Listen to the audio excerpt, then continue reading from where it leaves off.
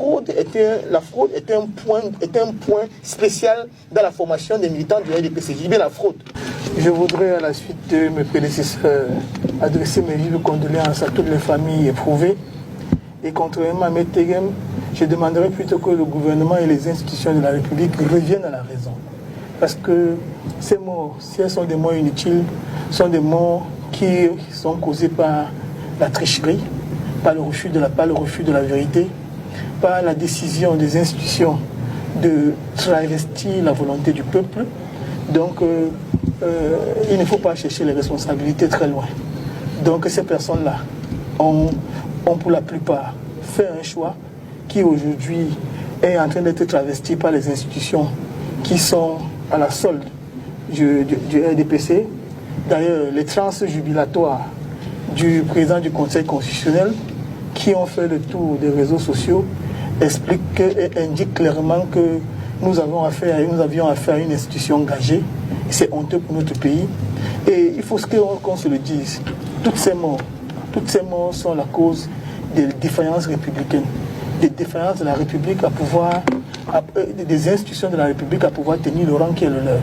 Et il faut donc, quand on dit de revenir à la raison, je pense que c'est un message que M. Tegem devrait renvoyer absolument au parti politique auquel il appartient, parce que cette fois-ci, ils ont fait on ne peut plus fort et c'est inacceptable. Maître Ngwana, quel est le regard que vous portez sur le processus, sur la réélection d'abord du président Paul Biya et même le processus qui a mené à sa reconduction à la tête du Cameroun pour un 8e mandat? Oui, Madame Lila, je m'en voudrais de vous répondre sans revenir sur les leçons que semble vouloir m'enseigner M. Tegem, qui prétend que les opinions seraient en train de vouloir l'emporter sur la norme juridique. Je voulais dire à Tegem que les plus grands fossoyeurs de la loi au Cameroun sont malheureusement du côté du RDPC. Et que les PV de Djibombari, qui devaient être en Konsamba dans le délai de 48 heures, sont arrivés 72 heures après. Et la commission départementale de supervision le rappelle dans son procès verbal. C'est un exemple, par exemple, vous dites que les institutions doivent respecter la loi. Dans le cadre de ce dossier, Djibombari, qui est à peine à 1h30, 2 heures de Konsamba, ils ont décidé de rester avec les procédés pour les transformer. Le député SDF du Mungo Sud, l'honorable Benil Djemini, a fait une sortie dans laquelle il rappelait que le FSNC avait gagné à plus de 70% dans le Mungo Sud. Il avait ses 508 PV. Le maire SDF de Loum a fait une sortie dans laquelle il a rappelé que le FSNC avait gagné également à plus de 70%. Mais les résultats qui ont été transmis à la commission départementale de supervision sont des résultats différents. C'est des résultats différents. Donc quand les gens viennent sur un plateau de télévision voulant me dire qu'on doit respecter les institutions... Toujours est-il que globalement dans la région du littoral... Non, ce n'est pas le problème. Vous pouvez gagner dans la région du littoral, mais si on diminue le score, ça a un impact sur le résultat national. Général, oui. C'est le résultat national. Donc ne faisons pas comme si c'était naïf. Et c'est exactement ce qui a été fait. Quand on vous dit qu'on a eu une élection à 92% dans le Ndiang, c'est parce que le trop plein de voix qu'on a perdu dans la partie septentrionale, il fallait trouver le moyen de le rattraper quelque part. C'est ce qui a été fait par le RDP. C'est-à-dire qu'il faut savoir une chose, dans le processus électoral, la fraude est un point spécial dans la formation des militants du RDP. C'est bien la fraude. Donc, et j'apprends à Tegem qu'on doit respecter les conventions, qu'il y a un code de bonne conduite. Le code de bonne conduite n'intégrait pas la fraude. Ça n'intégrait pas le non-respect des normes que nous nous sommes fixées. Ça n'intégrait pas la violation des règles du code électoral. Ça n'intégrait pas le fait que Djibombari devait transmettre dans les 48 heures ses procès et vous me l'avez transmis après 48 heures. Ça, c'est une information officielle. Ça ne vient pas de moi. C'est vérifiable. Alors donc, M. Tegem, vous devez donc comprendre que dans un contexte comme celui-là, vous ne pouvez pas être à même de donner le sens que ce soit. Les règles sont d'abord bafouées par ceux qui incarnent les institutions. J'aimerais pouvoir vous répondre sur l'intégralité du processus. Oui. Le processus a été complètement biaisé. Peut-être que je serais babatique de revenir, mais l'élection a été organisée pour pouvoir maintenir un homme au pouvoir, au-delà de ce que les textes sont taillés à sa mesure. Le premier problème qui s'est posé au Cameroun, c'était déjà la publication de la liste électorale nationale. Ça a été réclamé. Je suis un des premiers avocats à avoir engagé une procédure pour qu'on puisse publier la liste électorale nationale. Et le CAM ne l'a pas fait. Se perdant dans des arguties. Vous dites que ça, c'est une parenthèse, vous dites que ça a été réclamé par tout le monde. Est-ce que les partis politiques, est-ce que vous avez entendu toutes les voix des partis politiques de l'opposition réclamer cette liste électorale nationale? Je veux dire que tous ceux qui étaient intéressés par le processus électoral et qui voulaient surtout une élection apaisée, demandaient, c'est la loi, madame. Je ne sais pas, vous avez la loi là, c'est la loi. Je n'ai pas besoin d'avoir la loi, c'est l'article 80 du code électoral. C'est la loi. Alors, donc, Elekam a refusé la publication de la liste électorale nationale, qui aurait permis, par exemple, que nous puissions nous rendre compte qu'il y a une kyrielle de personnes qui sont décédées, par exemple, on aurait pu faire un toilettage, comme ça s'est fait en Côte d'Ivoire. Alors, lorsque l'institution en charge de l'élection refuse de jouer le rôle qui est le sien, on veut venir sur un plateau de télévision me donner des leçons, je ne suis pas preneur. Le deuxième coup de force, c'est le 4 août 2000. C'est d'abord Elekam qui rejette la candidature du professeur Maurice Kamto sur des motifs fallacieux. Motifs d'autant plus fallacieux que pendant toute l'année 2025, Elekam a eu un seul interlocuteur en parlant du Manidem. L'interlocuteur en question s'appelait M. Anissé Ekane. Pendant 6 ans, le seul à recevoir les subventions du ministère de l'administration territoriale s'appelait M. Georges Anissé Ekane. Et Elekam, tout d'un coup, décide d'exclure un candidat qui était considéré comme un adversaire sérieux du RDPC. On exclut sur les bases fallacieuses. Nous allons pas devant le Conseil constitutionnel, parce qu'on avait parlé de l'intégralité du processus. Le processus n'intègre pas seulement l'élection. Avant l'élection, c'est le processus électoral. Nous ne nous retrouvons pas devant le Conseil constitutionnel. Nous rapportons au plus haut point la preuve des tripatouillages qui sont faits par le ministère de l'administration territoriale et par Elekam. Nous interpellons le Conseil constitutionnel, je l'ai dit il y a un instant, à mettre en branle le pouvoir d'investigation qui est le sien. Parce que le Conseil constitutionnel a ce pouvoir-là, d'investiguer, de renvoyer, de convoquer les témoins, de convoquer n'importe quelle administration camerounaise. La situation était on ne peut plus grave pour que le Conseil constitutionnel puisse exercer la plénitude des pouvoirs qui sont les siens.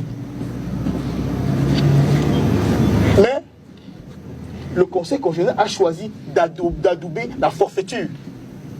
Et on voudrait que parce que je suis à la télévision et parce que je suis avocat, que je vienne admettre des contre-vérités. Sous le seul prisme de ce que je suis avocat, mais je suis d'abord citoyen. Je suis d'abord camerounais. J'ai la loi chevillée au corps. J'ai demandé que le Conseil constitutionnel exécute, c'est-à-dire applique la loi. Mais le Conseil constitutionnel l'a-t-il fait? Non, il ne l'a pas fait. Alors, le processus électoral se poursuit. On a réussi à éliminer un candidat, le professeur Maurice Kamto, qui semble-t-il avait la faveur du peuple, pas qui semble, avait la faveur du peuple. Alors, un autre candidat se dégage au cours de l'élection. Le peuple décide de le soutenir. Elections Cameroun, de manière frauduleuse, je le dis, participe à faire élire le candidat du RDPC. Nous avons vu une kyrielle de personnes qui ont été arrêtées parce qu'elles étaient en train de tripatouiller les procès-verbaux. Est-ce qu'il y a une seule procédure qui a été engagée? Parce qu'on parle des institutions, pas des lois. Les procureurs de la République ont le pouvoir de mettre en branle la machine judiciaire. Tegem qui est avocat le sait. Est-ce que vous avez entendu qu'il y a une seule procédure qui a été engagée contre un fraudeur? Et la plupart des fraudeurs étaient des personnes qui étaient employées par Elekam. Et nous, vous voulez que nous arrivions à la télévision parce qu'on dit que nous devons respecter les institutions, admettre qu'une institution décide de galvauder le pouvoir qui est le sien. Je dis que non, je ne mange pas de ces pains-là. Et tous ces tripatouillages ont été faits. Toutes les institutions de la République ont refusé de jouer leur rôle. Si on avait arrêté quelques-unes de ces personnes-là, peut-être pour les prochaines élections, les gens auraient eu un autre comportement. On se retrouve devant le Conseil constitutionnel. Malheureusement, la Commission nationale de recensement général des votes, les commissions départementales de supervision avaient déjà fait tout le boulot. Le Conseil constitutionnel ne peut que lire les résultats qui ont été fabriqués. Pourquoi est-ce qu'on peut vous expliquer qu'il y a eu des échauffourées ici à Douala, à Bonamoussadi, il y a eu des échauffourées à Tchang, il y a eu des échauffourées à Bafoussam? Parce que les populations s'étaient rendues compte de ce que, avaient été informées de ce que il y avait des irrégularités qui étaient en train de vouloir prendre corps. Et au cœur des institutions de notre pays.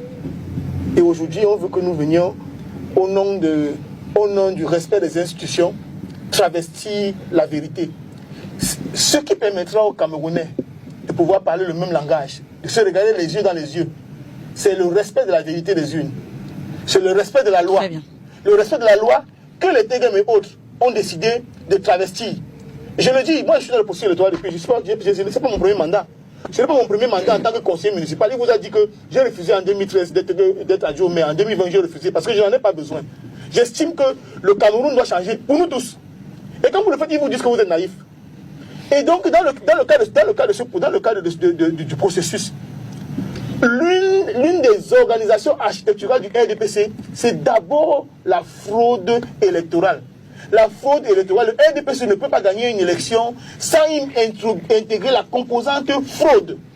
Mais il y a des élections également que le RDPC, enfin, peut-être pas tout le processus, mais le RDPC n'a pas toujours gagné. Peut-être pas tout le processus. Le RDPC n'a pas toujours gagné. On a des députés de l'opposition. Il faut savoir une chose, on a des députés de l'opposition, il faut savoir une chose, mais c'est au forceps. Je vous prends un exemple. En 2008, on a dû reprendre les élections à Vouri-Est pour que les gens comme Nietzsche aient le premier mandat. Et c'est le président Alexis Dupanyamou qui avait annulé les élections en son temps, et du fait des fraudes qui avaient été perpétrées par le RDPC, qui avait été perpétré par le PAD, on a repris à Vouri-Est. Donc pour vous dire que l'opposition, même lorsque l'opposition parvient à avoir des sapontins, c'est au prix de haute lutte. Le député, le président du PCRN, vous a dit qu'à Ezeka, il était obligé de prendre des bidons d'essence pour mettre pour que ces bidons mettent autour des tribunaux.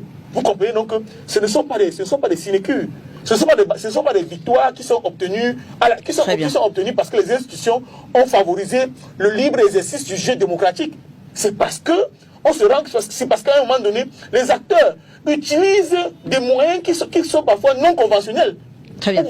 Maître Tegem, j'appelle à votre sens de l'analyse pour cette question. On est parti de plus de 70% du RDPC en 2018 à 53%, ce sont les chiffres du Conseil constitutionnel, à 53% en 2025. Quelle est selon vous la cause de ce basculement? Parce que je précise également que c'est la première fois depuis 1992 que les résultats officiels du candidat du RDPC sont aussi bas. Un message très fort. Un message très fort.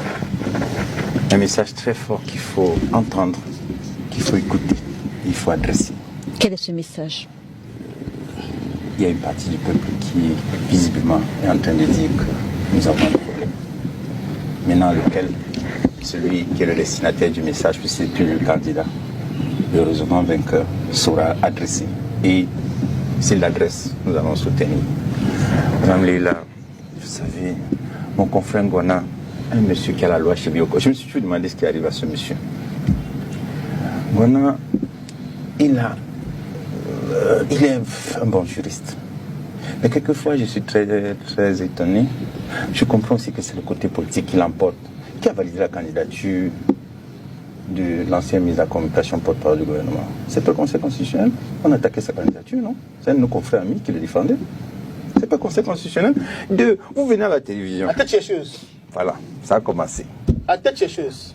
Je vous ai pas interrompu. Mais je me dois de vous interrompre. Merci. Non, vous lui retournez, vous devez de lui retourner la politesse. Allez-y, Maître Tegem. Vous venez à la télévision, vous dites que le procureur n'a pas engagé la procédure. Vous voyez que tellement vous êtes passionné que vous avez oublié son pouvoir d'opportunité. Vous savez qu'il juge l'opportunité des poursuites. Vous voulez répondre? Je vais répondre. Bon, allez-y. Je vais répondre, Tegami. Je vais répondre. Je connais l'article 128 du Code de procédure. Ouais, J'ai la loi Chevillot comme vous le dites. j'ai le temps de parole. J'ai la loi Chevillot comme vous le dites. Le procureur ne peut pas choisir en période électorale que la répression ne se fasse que du côté de l'opposition. Lorsque la loi a été violée, il a un pouvoir d'opportunité de poursuivre. Je connais l'article 128 du Code de procédure pénale, M. Tegami.